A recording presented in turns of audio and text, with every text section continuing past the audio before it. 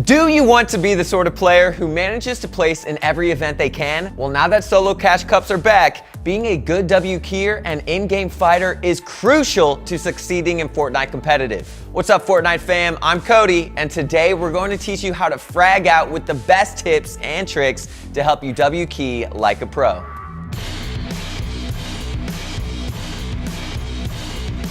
A lot of players think that, for some reason, they can just show up at a tournament and go in without any practice at all. They think that somehow they'll just end up making money like the biggest pros on the planet. Well, that's not exactly how the world of Fortnite works. Because to succeed in Fortnite competitive, you have to be grinding out every single day. Your mechanics, your aim, your game sense, everything needs to be practiced so you can achieve your maximum potential in tournaments like the FNCS and the Cash Cups. The two most important things that a W keyer will have to have under their belt is pinpoint accurate aim and incredible building mechanics. In other words, you need to be able to play very quick with the ability to change your play style dependent on the scenario that you find yourself in, all while managing to out-aim your opponent to blast them away before they can land their shots on you.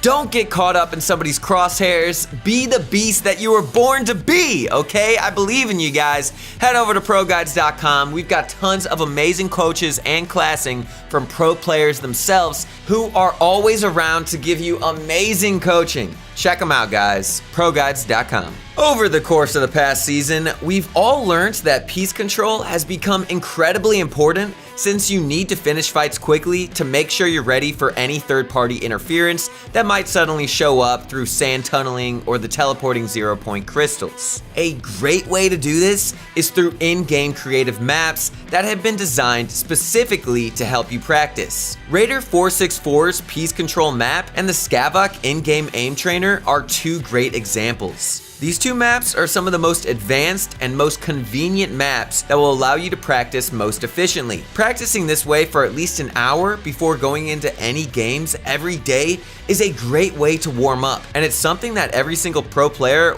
will be doing before going into an arena game. On the subject of arena, playing in that mode is definitely the best way you can improve your in-game fighting skills and your game sense. While playing arena, you should always try to take fights if you're trying to become a W key master. The more you play, the more you learn. And the more you fight, the better you'll become at fighting. Try to take the concepts you learn while training in creative and apply them in actual arena games. And eventually, you'll feel yourself start to improve.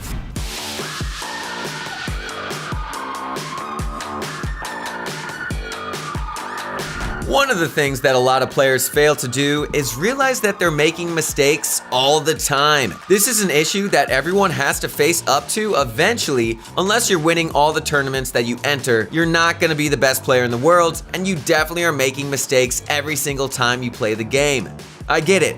It's tough to admit that you're doing something wrong, but if you want to improve, that's exactly what you're going to have to do.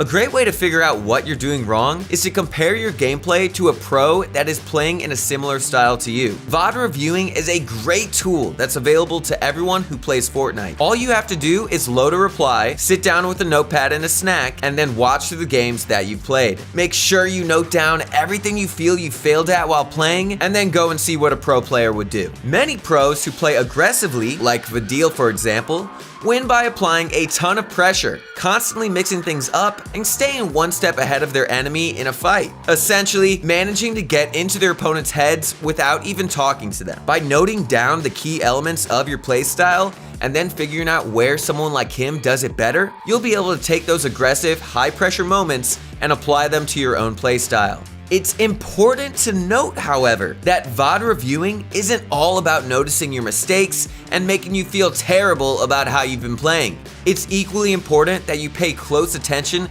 to all of the things that you do well at, just as much as it is the things that you do bad. That way, you'll have a full overview of everything you're capable of and everything you actually need to improve on. Okay, real quick, Fortnite fam, I have a question for you. Who do you think is the best W keyer in Fortnite? Let us know in the comments below. Finding a drop spot that you like and then utilizing that spot to its maximum capability is essential when you want to become a good W key style player, especially if you want to equip yourself with the best loot possible. The Season 5 map is littered with new ways to obtain incredibly powerful loot. For example, why not drop somewhere like Weeping Woods, acquire a ton of gold bars, and then rock up to Hunter's Haven to secure yourself a Storm Scout sniper. Even if you don't want to buy one of the exclusive weapons, there are plenty of NPCs around the map that offer weapon upgrades. So knowing where those NPCs can spawn will help you a ton in tournaments by letting you get your rarities up as quick as possible, no matter what rarity the weapons you managed to loot were. Of course, learning and utilizing your drop spot isn't all about using the NPCs. First of all, you need to choose your drop spot. If you're having trouble, you can check out the most recent mid-season drop spot guide we posted recently. Once you have a drop spot in mind though, you need to carefully scout out every inch of the location, making sure you know all of the potential chest spawns and easy locations that you can farm materials. Then, figure out what your best possible rotations are. Without all of this information, you're never going to figure out how to use your drop spot properly. The drop spot you choose is essentially going to be your territory when it comes to a tournament game.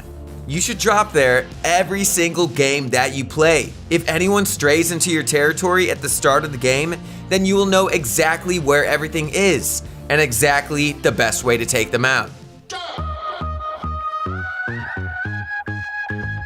Now, I know what you're thinking. If you want to be a W key player, the type of player who is well known for going into any fight that they see as soon as they see it, then where does playing patiently come into the mix? Well, playing as an aggressive W keyer does not mean that you should be playing without your brain at all. To be an effective W keyer, you need to stay aware of your surroundings to be able to set yourself up for success against any other players that you come across. It's easy to run into a fight without any thought, but chances are you're going to end up getting eliminated yourself. There are a few key things that you need to think about first. Are you in a place that's likely to be third-partied? Is the player you're looking at scouting around, or are they looting and farming? You can learn a lot by taking a moment to watch what your opponent is doing first, and then you can launch your assault. You shouldn't only be patient when you actually are playing the game either. You should also be patient after you've been eliminated. You can't let a bad 10 seconds ruin your entire tournament.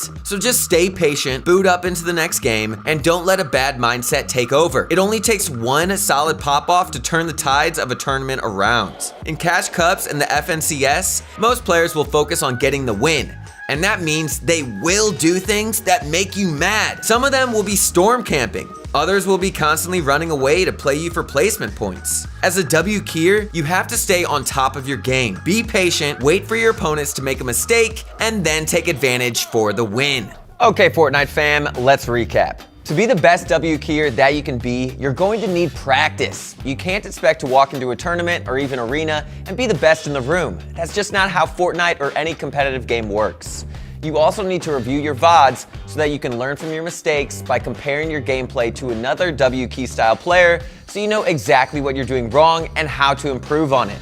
You're going to need to pick a drop spot and learn it absolutely and completely so that you know the ins and outs of the spot when it comes to using it in a tournament.